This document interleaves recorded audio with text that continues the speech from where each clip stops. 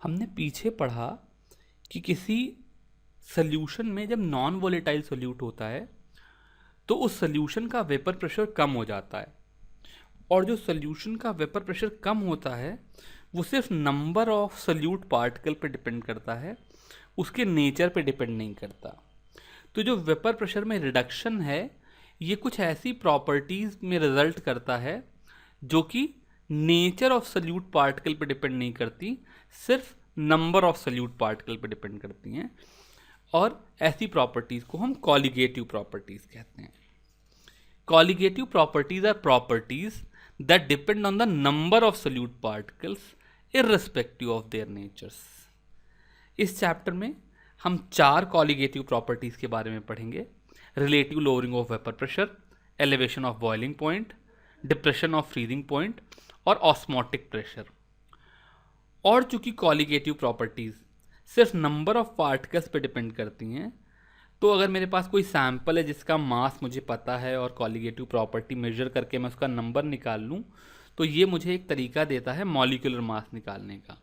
तो हम इस सेक्शन में इन कॉलिगेटिव प्रॉपर्टीज़ के बारे में पढ़ेंगे और ये भी सीखेंगे कि किस तरीके से इन कॉलिगेटिव प्रॉपर्टीज़ को यूज़ करके हम नॉन वोलेटाइल सोल्यूट का मॉलिक्यूलर मास निकाल सकते हैं।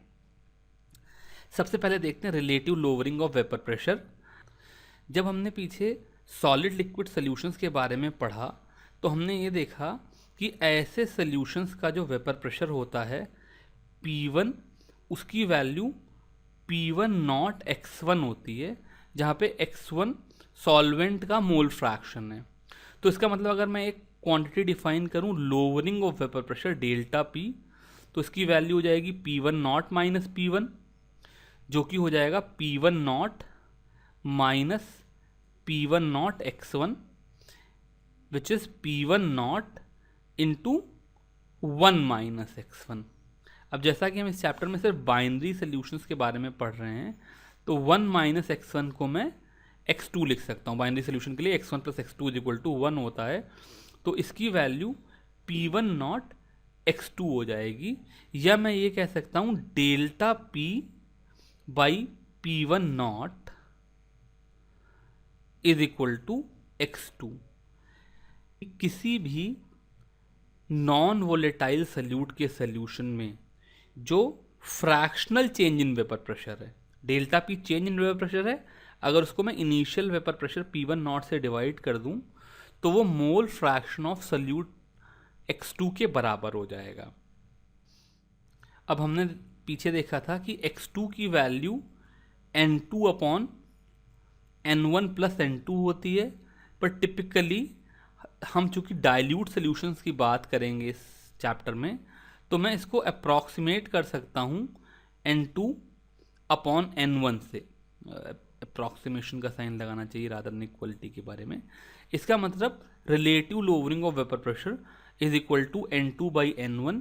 N2 की वैल्यू हो जाएगी, अगर W2 इसका मास है और M2 इसका मोलर मास है, तो N2 की वैल्यू हो जाएगी W2 बाई M2 और N1 की वैल्यू हो जाएगी W1 बाई M1। तो चूँकि डिनोमिनेटर में, इसलिए इसको मैं इंटू M1 बाई W1 से मल्टीप्लाई कर दूंगा। तो relative lowering of vapour pressure is equal to W2 by M2 into M1 by W1। तो यहाँ से मैं दोनों तरह के प्रॉब्लम कर सकता हूँ। जैसे अगर किसी ने मुझसे पूछा कि 10 ग्राम पानी में 1 ग्राम ग्लूकोज मिलाया गया, तो बताइए relative lowering of vapour pressure कितनी है। तो मुझे W2 पता है, W1 पता है, ग्लूकोज का मोलर मास पता है, वाटर का मोलर मास पता है, तो मैं delta P by P1 not की वैल्यू बता दूंगा। या दूसरी बात है, किसी ने कहा कि 10 ग्राम पानी में एक अननोन सल्यूट मिलाया गया 1 ग्राम, मुझे बताओ कि उसका मोलर मास कितना है, गिवन कि लोअरिंग ऑफ वेपर प्रेशर तुमको गिवन है। तो यहाँ पर मुझे W2 पता है, M1 W1 पता है, और लेफ्ट हैंड साइड का रिलेटिव लोअरिंग पता है। यहाँ से मैं M2 निकाल लूँगा। एक एग्जाम्पल के थ्रू उसको देखते हैं। क्वेश्चन है, the vapour pressure of pure benzene at certain temperature is 0.850 bar. A non volatile non electrolyte, ये नॉन इलेक्ट्रोलाइट क्या है ये थोड़ा रुक करके बताएंगे थोड़ी देर के लिए, इसको we can ignore this word.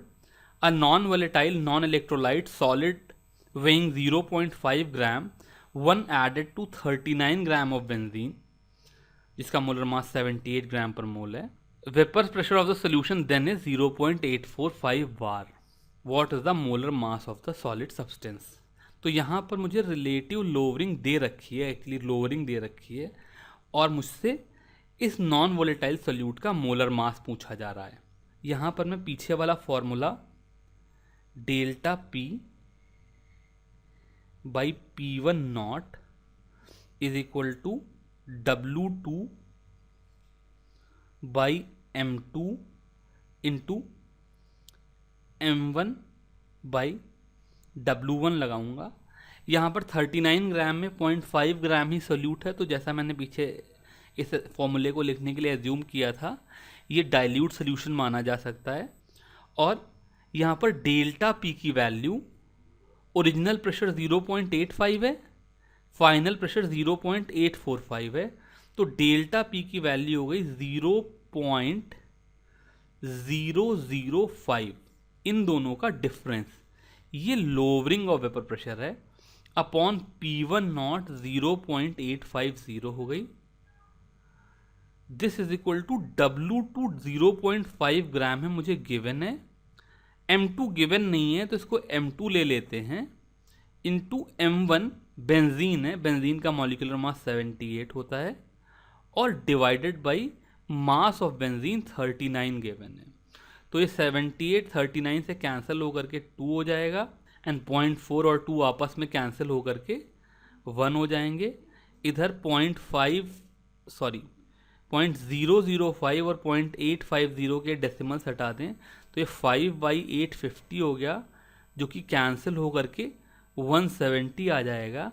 तो यहाँ से M2 इज इक्वल टू 170 ग्राम पर मोल आ गया. तो इस तरीके से मैंने वेपर प्रेशर मेजर किया, उससे relative lowering of vapour pressure निकाली, और उससे mole fraction of non volatile solute से उसको रिलेट किया, और वहाँ से molar mass of non volatile solute निकाल लिया. अगली जो कॉलिगेटिव प्रॉपर्टी है वो है एलिवेशन ऑफ बॉइलिंग पॉइंट. पहले समझते हैं बॉइलिंग पॉइंट क्या है. मेरे पास ये एक वेपर प्रेशर वर्सेस टेम्परेचर का ग्राफ है. ये लाइन सॉल्वेंट का vapour pressure as a function of temperature दे रही है.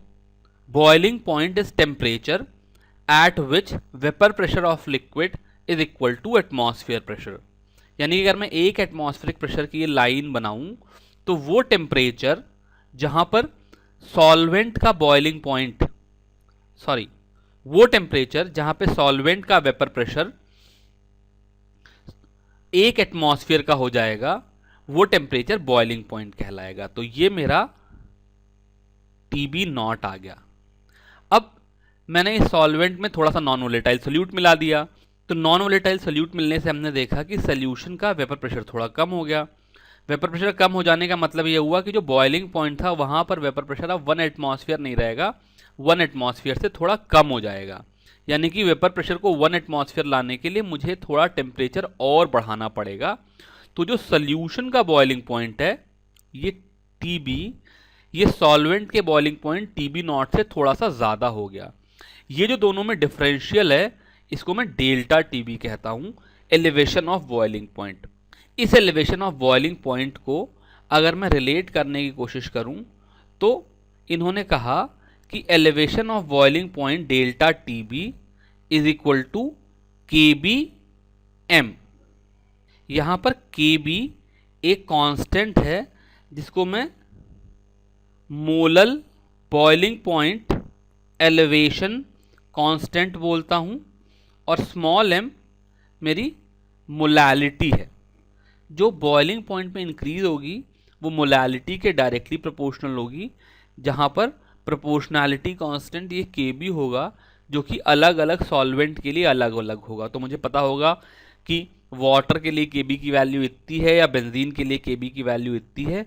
मुझे सल्यूट की मोलैलिटी निकालना है, और वहाँ से एलिवेशन इन बॉइलिंग पॉइंट आ जाएगा. अब सपोज करो पहले की तरह से मैं 1 अपना सॉल्वेंट ले लेता हूँ और 2 सल्यूट ले लेता हूँ, तो इसका मास वेट सॉल्वेंट का W1 है, सॉल्यूट का W2 है, इनका मोलर मास M1 है, इसका मोलर मास M2 है। तो मोलैलिटी हो जाएगी मोल्स ऑफ सॉल्यूट, जिसकी वैल्यू हो गई W2/M2 upon mass of solvent in kilogram. अब चूंकि मेरे पास किलोग्राम में नहीं, टिपिकली W में ग्राम्स में ले रहा हूं, तो अपॉन W1, और यहां पर ग्राम को किलोग्राम में कन्वर्ट करने के लिए 1000 से मल्टीप्लाई कर दिया, तो मोलैलिटी की वैल्यू हो गई W2/M2 इंटू 1000/W1। और यहां से मेरा फॉर्मूला आ गया delta TB is equal to KB W2 into 1000/M2 W1।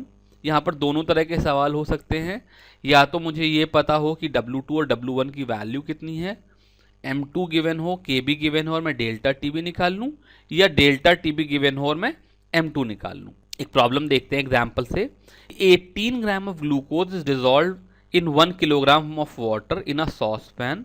Eight what temperature will water boil at 1.013 bar. 1.013 bar का मतलब हो गया 1 atmosphere. KB for water is 0.52 kelvin kilogram पर मोल।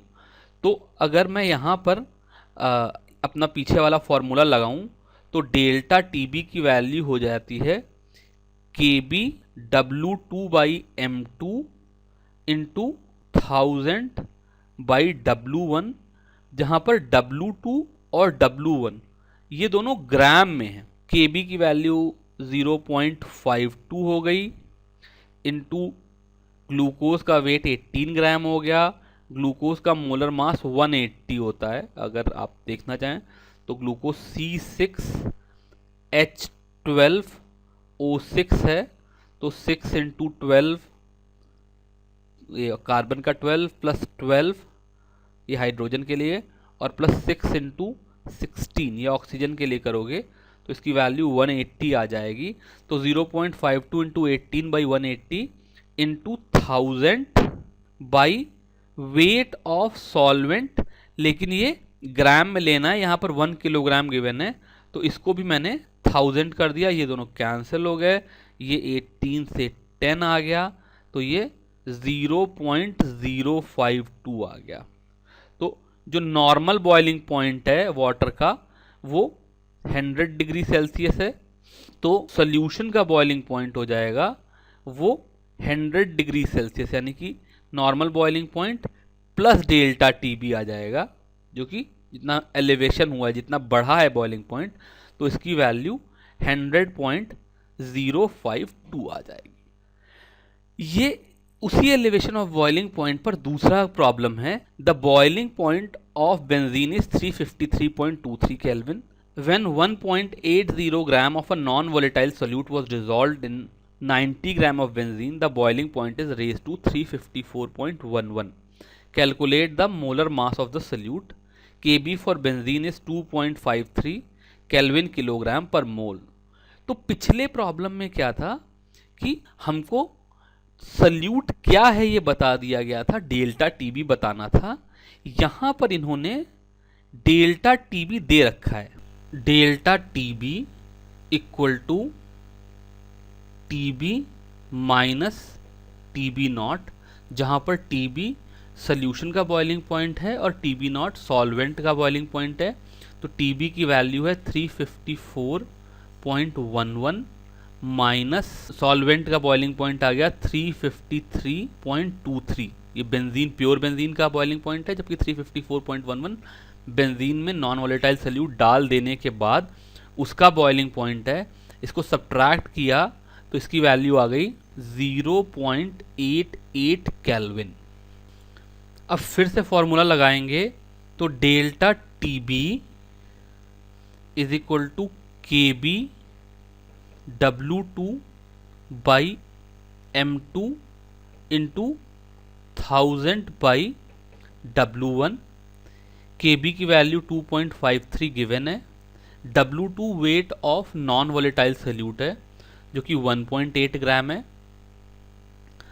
M2 मुझे पता नहीं है, 1000 बाई W1 की वैल्यू 90 ग्राम गिवन है, तो 90 से ये 1.8 को कैंसिल करेंगे तो ये 50 आ जाएगा, 50 से 1000 को कैंसिल करेंगे तो 20 आ जाएगा, 20 इंटू 2.53 ये हो जाएगा 50.6 बाई M2, जिसकी वैल्यू 0.88 केल्विन हमने पीछे सॉल्व करी है। तो यहाँ से M2 की वैल्यू आ जाएगी 50.6 अपॉन 0.88। इनको डिवाइड करेंगे तो जो ये नॉन वोलेटाइल सल्यूट है इसका मोलर मास आ जाएगा अप्रॉक्सीमेटली 58 ग्राम पर मोल। इस तरीके से हमको डेल्टा टीबी जब पता हो नॉन वोलेटाइल सल्यूट का मोलर मास निकाल सकते हैं। अगली कॉलिगेटिव प्रॉपर्टी है डिप्रेशन ऑफ फ्रीजिंग पॉइंट। जिससे पीछे हमने एलिवेशन ऑफ बॉइलिंग पॉइंट पढ़ा, वैसे ही किसी सॉल्वेंट में जब हम नॉन वोलेटाइल सल्यूट डिसॉल्व करते हैं और सोल्यूशन बनाते हैं तो सोल्यूशन का फ्रीजिंग पॉइंट कम हो जाता है, इसलिए डिप्रेशन ऑफ फ्रीजिंग पॉइंट है। इसको समझने की कोशिश करते हैं। ये एक पिछली बार की तरह से vapour pressure versus temperature curve है। ये जो ग्राफ है ये सॉल्वेंट का वेपर प्रेशर है, ये दूसरा ग्राफ है जो कि सॉलिड सॉल्वेंट का वेपर प्रेशर है। फ्रीजिंग पॉइंट की जो बेसिक डेफिनेशन है ये वो टेम्परेचर है जहाँ पर सॉल्वेंट का वेपर प्रेशर और सॉलिड सॉल्वेंट का वेपर प्रेशर इक्वल हो जाते हैं। अब मेरे पास एक प्योर सॉल्वेंट था जिसका फ्रीजिंग पॉइंट T था, मैंने इसमें थोड़ा सा नॉन वोलेटाइल सल्यूट डाल दिया। नॉन वोलेटाइल सल्यूट डालने से क्या हो गया, जो नया सोल्यूशन बना उसका वेपर प्रेशर थोड़ा सा कम हो गया। वेपर प्रेशर कम होने से क्या हो गया कि ये जो ग्राफ जब सॉलिड सॉल्वेंट के ग्राफ से इंटरसेक्ट करेगा तो वो टेम्परेचर थोड़ा सा पीछे की तरफ आ जाएगा, और ये जो दोनों टेम्परेचर में डिफरेंस है TF0 माइनस TF, इसको मैं डेल्टा TF बोलता हूँ, डिप्रेशन ऑफ फ्रीजिंग पॉइंट। अब पहले की तरह से जैसे एलिवेशन ऑफ बॉइलिंग पॉइंट में delta TB is equal to KBM था, वैसे ही delta TF is equal to KFM आ गया, जहाँ पे KF is molar freezing point constant. ये किसी एक सॉल्वेंट के लिए कांस्टेंट होता है, और स्मॉल m इज मोलैलिटी। अब हम इस मोलैलिटी को अगर weight of solute, weight of solvent से रिलेट करना चाहें तो पहले की तरह से 1 मेरा सॉल्वेंट होगा, 2 मेरा सॉल्यूट होगा, इसका मास W1 या वेट W1, इसका W2 और मोलर मास M2 होगा। तो मेरा रिलेशन क्या आ जाएगा, delta TF is equal to KF into molality. Molality is moles of solute, जिसकी वैल्यू हो गई W2 by M2 upon kilogram of solvent. यहाँ पर चूंकि हम लोग मास सारा ग्राम में लेते हैं इसलिए डिनोमिनेटर में W1 रख करके इसको 1000 से मल्टीप्लाई कर दिया ताकि ग्राम को किलोग्राम में कन्वर्ट कर लें। तो ये मेरा फॉर्मूला आ गया delta TF is equal to KF into W2 by M2 into 1000 by W1। पहले की तरह से दोनों तरह के प्रॉब्लम इसे सॉल्व कर सकते हैं। M2 W2 W1 गिवन हो तो डेल्टा TF निकाल सकते हैं, या W2 W1 और डेल्टा TF गिवन हो तो मॉलिक्यूलर मास निकाल सकते हैं। दोनों प्रॉब्लम को करने की कोशिश करते हैं। पहला प्रॉब्लम है 45 gram of ethylene glycol C2H6O2। तो यहाँ पर मुझे को नॉन वोलेटाइल सल्यूट जो है वो गिवन है, जिसका मुझे मॉलिक्यूलर मास पता होगा C2H6O2 is mixed with 600 gram of water. Calculate A the freezing point depression and B the freezing point of solution. यहाँ पर मेरे को W1 जो है वो है वेट ऑफ सॉल्वेंट, ये 600 ग्राम है गिवन है। W2 वेट ऑफ सोल्यूट ये 45 ग्राम है गिवन है।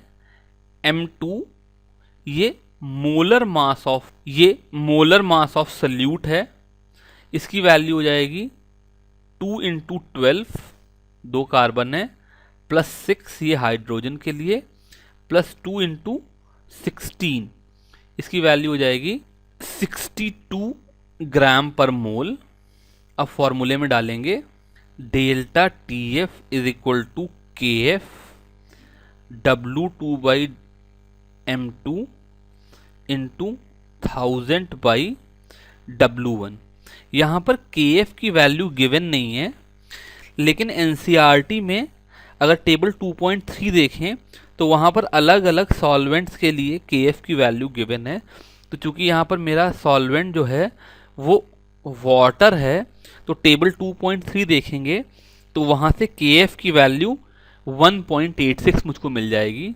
सो this is equal to 1.86 into W2 की वैल्यू 45 अपॉन M2 की वैल्यू 62 जो हमने भी कैलकुलेट की, इंटू 1000/600। इसको कैलकुलेट करेंगे तो इसकी वैल्यू आ जाएगी, ये 1.86 को हटाया तो 2 जीरो गए, एक डेसिमल यहाँ ख़त्म किया, 186 62 इंटू 3 होता है 45/60, 3/4 हो जाएगा, 15 से कैंसिल हो जाएगा, तो 9/4 यानी कि अप्रॉक्स 2.25 केल्विन हो जाएगा। अब डेल्टा टी एफ जो है ये मेरा T F not minus T F है। टी एफ नॉट सॉल्वेंट का फ्रीजिंग पॉइंट है और टी एफ सोल्यूशन का फ्रीजिंग पॉइंट है। वैल्यू पुट करेंगे तो टी एफ नॉट की वैल्यू 273.15 आ जाएगी, माइनस टी एफ मुझे पता नहीं है, और ये डिफरेंस 2.25 हो गया। सब्ट्रैक्ट करेंगे तो टी एफ की वैल्यू सॉल्व करके आ जाएगी 270.9। तो फ्रीजिंग पॉइंट डिप्रेशन की वैल्यू 2.25 केल्विन हो गई और फ्रीजिंग पॉइंट ऑफ सोल्यूशन जो है ये 270.9 केल्विन हो गया। नेक्स्ट प्रॉब्लम में इन्होंने कहा कि 1 gram of a non electrolyte solute dissolved in 50 gram of benzene lowered the freezing point of benzene by 0.40 Kelvin. Kf of benzene is 5.12 Kelvin kilogram per mole. Find the molar mass of the solute. तो यहाँ पर इन्होंने molar mass जानना चाहा है, delta TF की value दे दी है। तो ये प्रॉब्लम पिछली बार की प्रॉब्लम से उल्टा है। वहाँ पर पिछली बार मुझे मोलर मास पता होता था, डेल्टा टीएफ निकालना होता था। यहाँ पर सेम इक्वेशन लगेगी, delta TF is equal to K F W2/m2 into 1000/W1। Delta TF की वैल्यू 0.40 है, के एफ 5.12 बेंजीन के लिए गिवन है। बेंजीन के लिए फ्रीजिंग पॉइंट कांस्टेंट 5.12 है। W2 है मास ऑफ सोल्यूट जो कि 1 ग्राम है। Molar mass of solute M2 मुझे पता नहीं है तो इसको M2 ही रहने देते हैं, इंटू 1000/W1 जो कि मास ऑफ सॉल्वेंट है 50 ग्राम है बेंजीन के लिए। इसको सॉल्व करेंगे तो 50 को 1000 से कैंसिल किया, ये आ गया 20। तो यहाँ से M2 की वैल्यू आ जाएगी 5.12 इंटू 20/0.40। ये डेसिमल हटाया, 5.12 का डेसिमल हटाया, 20 और 40 कैंसिल होकर के 2 बचे। 512/2 की वैल्यू हो गई 256 ग्राम पर मोल। तो यहाँ से मुझे नॉन वोलेटाइल इलेक्ट्रोलाइट सोल्यूट का मोलर मास मिल गया। ये जो molar boiling point and freezing point constant है, इनको मैंने बताया कि ये नेचर ऑफ सॉल्वेंट पे डिपेंड करते हैं। इनकी वैल्यू सॉल्वेंट के फ्रीजिंग पॉइंट या बॉइलिंग पॉइंट पर और इसके साथ इंथैल्पी ऑफ फ्यूजन या वेपराइजेशन पे डिपेंड करती है। अगर मैं देखूं तो KF की वैल्यू R, जहाँ पर R गैस कांस्टेंट है, इंटू M1 ये सॉल्वेंट का मोलर मास है, इंटू TF स्क्वायर जहाँ पर TF फ्रीजिंग पॉइंट है, ये केल्विन में लेंगे, upon 1000 into delta H of fusion है, सॉल्वेंट को मेल्ट करने में कितना इंथैल्पी चेंज है। ये जो वैल्यू है ये KF यानी कि मोलर फ्रीजिंग पॉइंट कांस्टेंट हो जाएगा। और बाई सिमिलर मींस KB की वैल्यू R इंटू M1 पहले की तरह से सॉल्वेंट का मॉलिक्यूलर मास है, इंटू TB स्क्वायर ये बॉइलिंग पॉइंट है इसको भी केल्विन में लेंगे, यानी कि अगर वाटर के लिए ले रहे हैं तो TF यहाँ पर 273.15 का स्क्वायर लेंगे, TB यहाँ पर 373.15 का एग्जाम्पल लेंगे upon 1000 into delta H of vaporisation, boiling हो रही है तो उसकी जो इंथैल्पी चेंज है वो यहाँ पर आ जाएगी। ये दोनों फॉर्मूले एनसीईआरटी में गिवन तो हैं, पर इनसे ना इन्होंने कोई एग्जाम्पल सॉल्व कराया है और ना ही कोई प्रॉब्लम सॉल्व कराई है, तो बहुत ज़्यादा इंपॉर्टेंट नहीं। नेक्स्ट कॉलिगेटिव प्रॉपर्टी है ऑस्मोटिक प्रेशर। तो ऑस्मोटिक प्रेशर को समझने से पहले ऑस्मोसिस को समझ।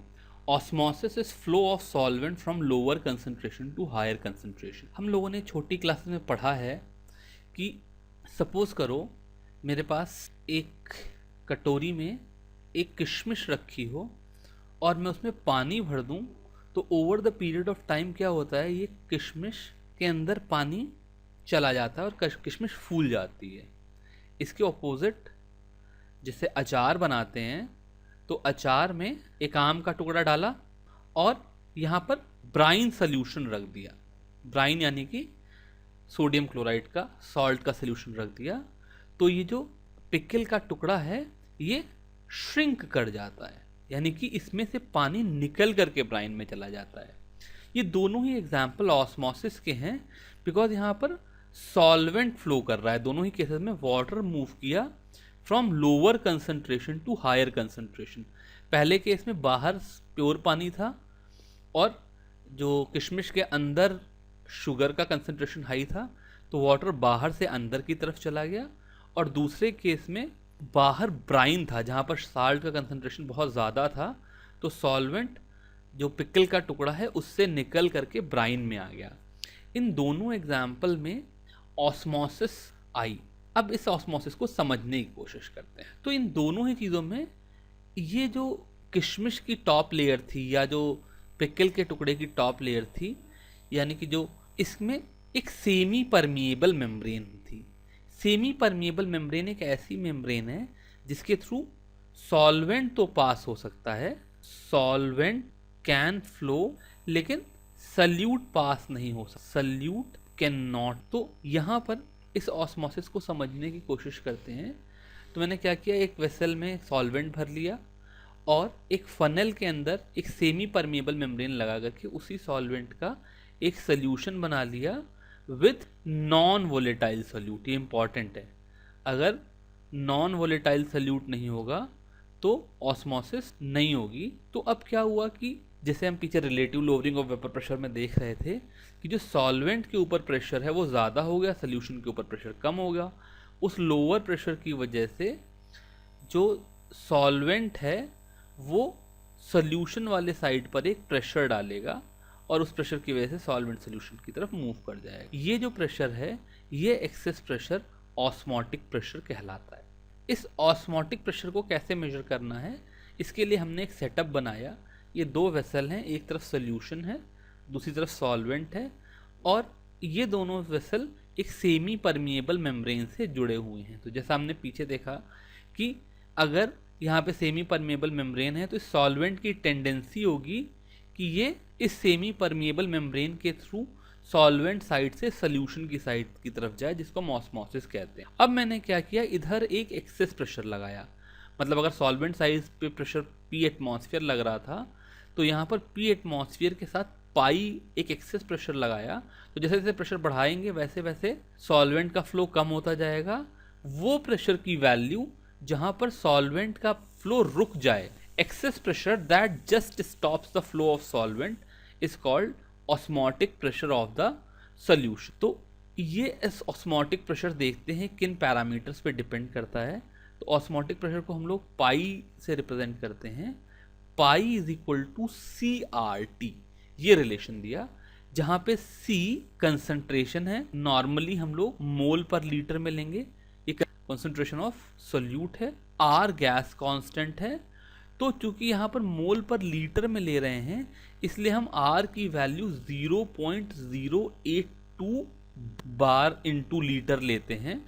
टेम्परेचर तुम्हारा केल्विन स्केल में टेम्परेचर है T, तो pi is equal to CRT आ गया।